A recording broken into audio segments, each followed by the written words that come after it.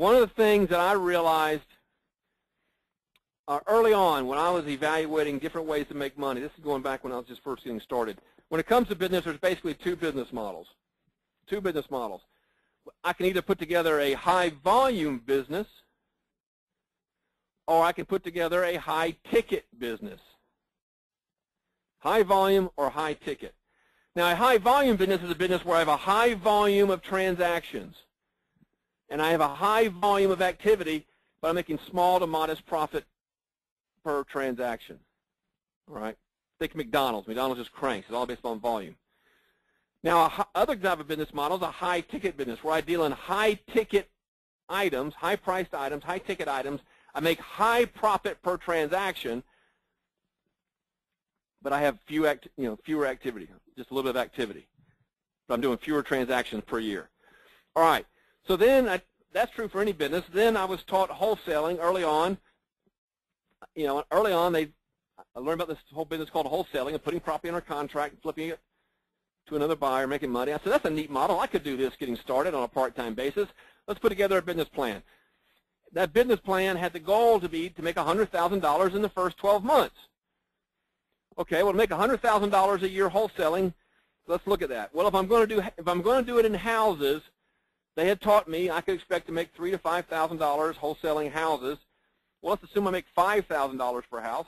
That means I need to do 20 deals per year to make $100,000. That's I need to close almost 2 deals per month. One every couple of weeks or so. So wait a minute, I don't have that kind of time. I got a full-time job. I don't have this kind of. That's not going to work for me. It's too much activity.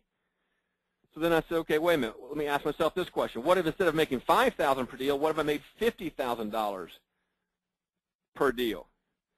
Well, I need to do 2 deals per year.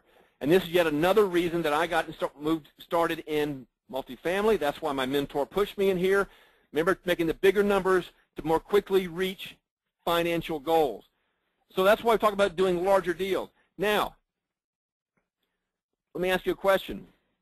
Where do you think there's less competition? Is there less competition in high volume or less competition in high ticket? High volume or high ticket? Well, if you said high ticket, you are correct. There is less competition in high ticket. And again, why is that? Because it's that extra zero. That extra zero on that 50,000 creates what I call the fear of the zeros. It intimidates a lot of people. People think they don't understand how to do it. They think it's complex. Sometimes they think they're not worthy of making that much money. But it's all these different factors that have nothing to do with the facts.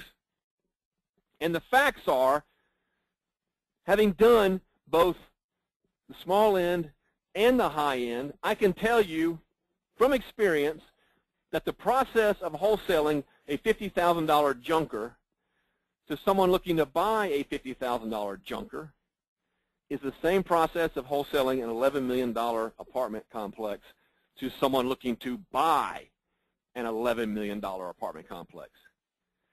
It's different buyer profiles, but it's the same process, and neither one requires your money. So once you understand that, you're now free to move into doing these larger deals where there's less competition and there's lesser activity, and you get higher return on your time and bigger paydays.